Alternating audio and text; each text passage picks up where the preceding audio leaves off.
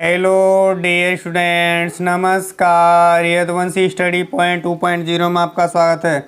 आज हम class 9th NCERT mathematics 2023-24 के लिए अध्याय 2 बहुपद यानी पॉलिनोमियल एक्सरसाइज 2.1 को करने से पहले हम बहुपद के बारे में कुछ महत्वपूर्ण जानकारी ले लेते हैं। ठीक है, तो बहुपद के अंतर्गत अचर राशि, चर राशि स्वयं बहुपद ही आता है, तो इसके बारे में कुछ जानकारी ले लेते हैं।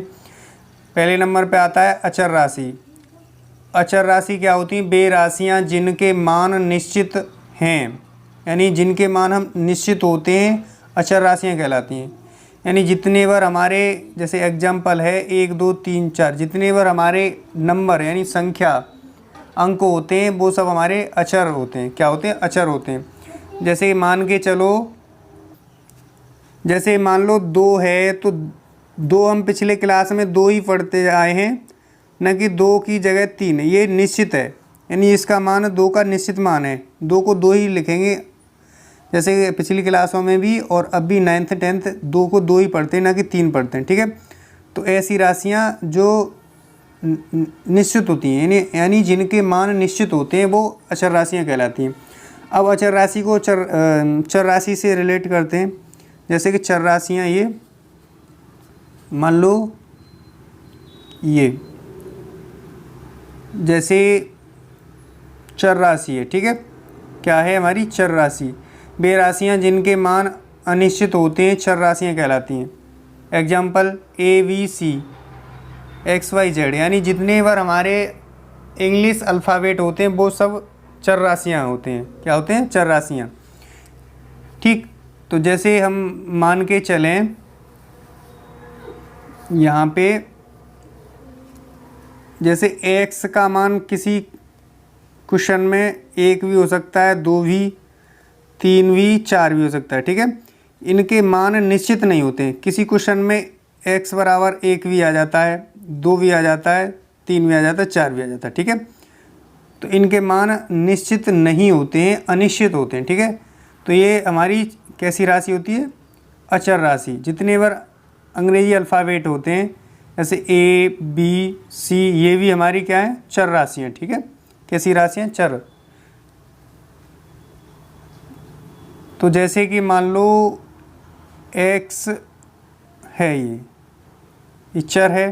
ठीक है, तो जो क्वेश्चन आएगा, अगला क्वेश्चन, जैसे अभी वाले क्वेश्चन में 1 आ गया, x बराबर, फिर 2 आ गया, 3 आ गया, ऐसे ही आता जाता है। तो जो है यानी निश्चित नहीं होता, अनिश्चित। चर का मतलब चलता रहता है, यानी ये इसका मान जो है बदलता रहता है। तो ऐसी राशि को हम चर राशि कहते हैं। क्या कहते हैं? चर राशि। अब नेक्स्ट है हमारा बहुपद। क्या है हमारा? बहुपद है। बहुपद को समझ लेते हैं।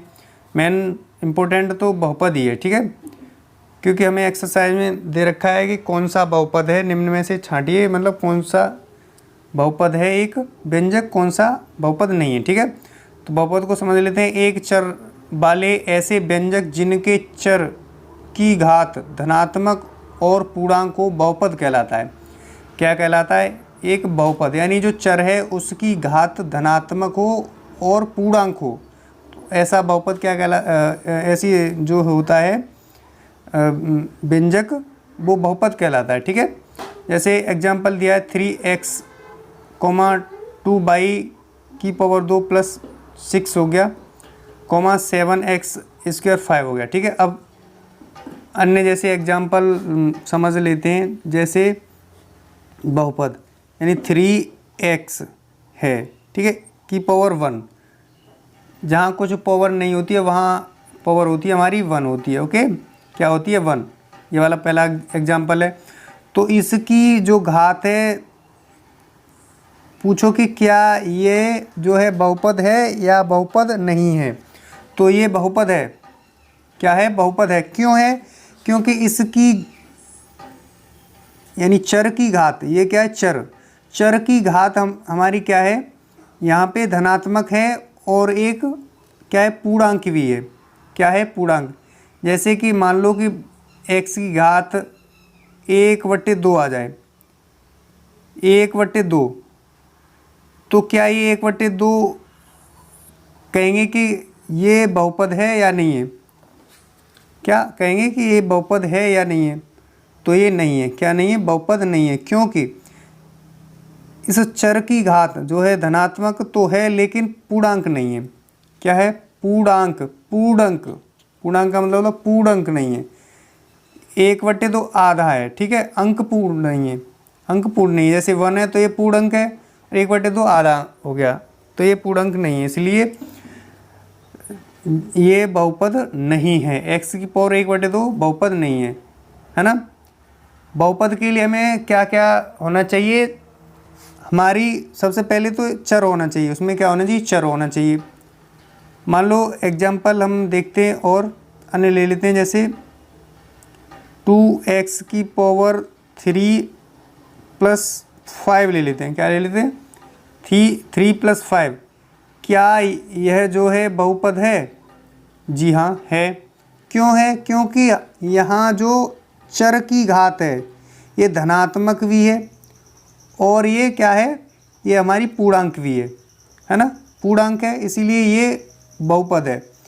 अब नेक्स्ट देख लेते हैं, जैसे कि हम मान लो कि एग्जाम्पल ले लेते हैं, जैसे √x + 3। क्या है? √x + 3। क्या यह बहुपद है? नहीं। क्यों नहीं है?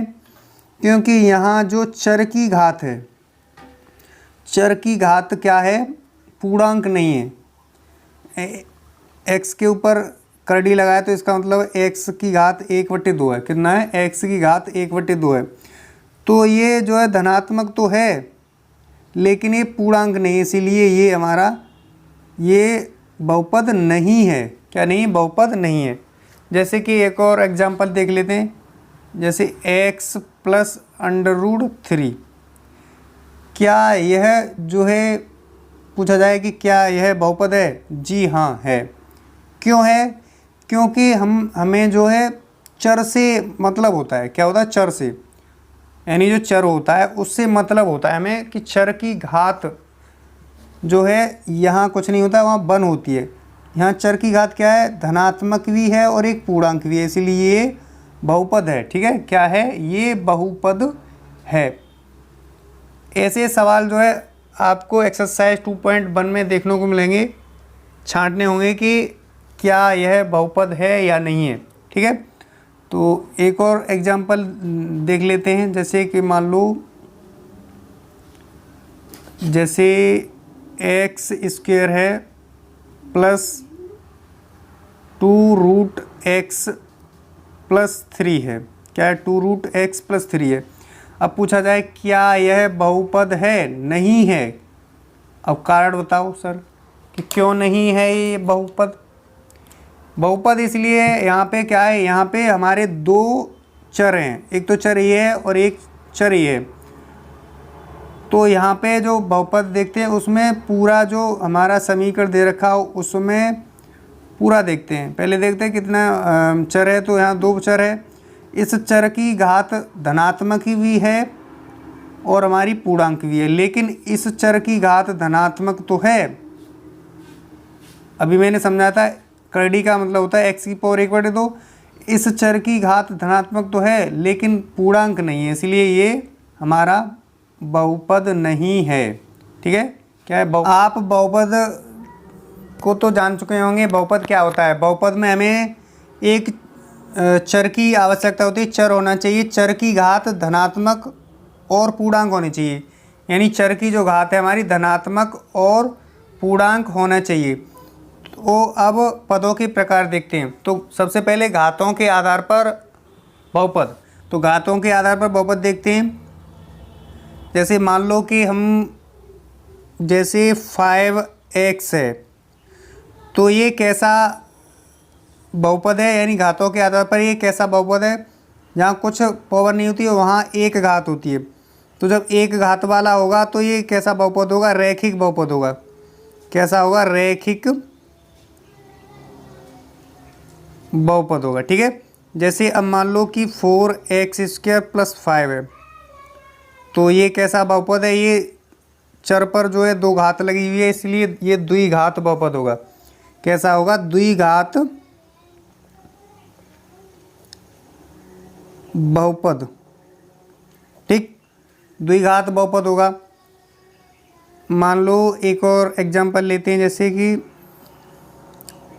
7x³ + 5x² + 3 है, तो ये कैसा बहुपद होगा? ये यहाँ पर अब कन्फ्यूजन पड़ जाओगे कि सर यहाँ पे तो 2 चर कैसे, हमारे यहाँ पे 2 चर हैं कैसे? एक चर तो ये है और एक चर ये है। तो यहाँ क्या करेंगे? यहाँ पे हम सबसे बड़ी वाली घात देखते हैं। क्या देखते हैं? सबसे बड़ी वाली घात। तो ये कैसा बहुपद होगा? ये त्रिघात बहुपद होगा। चर पर कितनी घात मैक्सिमम लगी हुई है? 3। ये कैसा बहुपद होगा? त्रिघात बहुपद होगा। ठीक है, तो एक्सरसाइज 2.1 में ऐसे क्वेश्चन भी आएंगे। तो अब हम देखते हैं, ये तो घातों के आधार पर बहुपद के प्रकार थे। अब आते हैं हमारे पदों के आधार पर। अब आते हैं हमारे पदों के आधार पर बहुपद। तो पदों के आधार पर भी बहुपद होते हैं। जैसे कि मान लो वो एग्जांपल ले लो 9x। तो यहाँ पे ये जो है पदों के आधार पर, इसमें क्या है? एक पद है, तो ये एक पदीय बहुपद होगा। एक पदीय बहुपद होगा। क्या होगा? एक पदीय बहुपद। जैसे 5x + 9 है, यानी 5x + 9 है, तो इसमें कितने पद हैं? 1 और 2 पद। तो ये होगा द्विपदीय बहुपद। कैसा बहुपद होगा? ये द्विपदीय बहुपद होगा। ठीक है, जैसे कि x² + 5x + 6, तो इसमें 1 पद, 2 पद, 3 पद। ये कैसा बहुपद होगा? त्रिपदीय बहुपद। त्रिपदीय बहुपद होगा। ठीक, ऐसे ही जैसे ये एग्जाम्पल है, जैसे ये भी एग्जाम्पल है 5x है, तो ये एक पदीय होगा। कैसा होगा? एक पदीय होगा, बहुपद होगा। ठीक है, इसमें 1 पद, 2 पद, तो ये होगा द्विपदीय बहुपद। कैसा होगा? द्विपदीय बहुपद होगा। ठीक है, इसमें 1, 2, 3 पद हैं, तो ये त्रिपदीय बहुपद होगा। कैसा होगा? त्रिपदीय बहुपद होगा। ओके, अब इसमें पूछा जाए कि घातों के आधार पर बताओ, तो ये घातों के आधार पर एक घात है, तो ये रैखिक बहुपद होगा। कैसा होगा? रैखिक बहुपद होगा। इसमें ये भी रैखिक बहुपद होगा, यानी इसमें पद तो 2 हैं, लेकिन इसकी जो चर की घात है 1 है, तो ये भी रैखिक बहुपद होगा। ये होगा हमारा कैसा बहुपद? ये घातों के आधार पर होगा त्रिघात बहुपद। कैसा होगा? त्रिघात बहुपद। तो मुझे आशा है कि ये आपको बहुपद का जो टॉपिक है ये अच्छी तरह से समझ में आया होगा। बहुपद के अंतर्गत चर राशि, अचर राशि, बहुपद स्वयं आता है। तो बहुपद को मैंने बहुपद क्या होता है ये समझाया है, ये अच्छी तरह से समझ में आया होगा। अगर ये समझ में आया हो तो वीडियो को लाइक करें। अगर चैनल पर नए हो तो चैनल को सब्सक्राइब करके बेल आइकन को ज़रूर प्रेस करें। अब नेक्स्ट क्लास में हम एक्सरसाइज 2.1 को सॉल्व करेंगे। तो आज के लिए बस इतना ही। नेक्स्ट क्लास में हम मिलते हैं। तब तक के लिए वीडियो देखने के लिए thank you so much and जय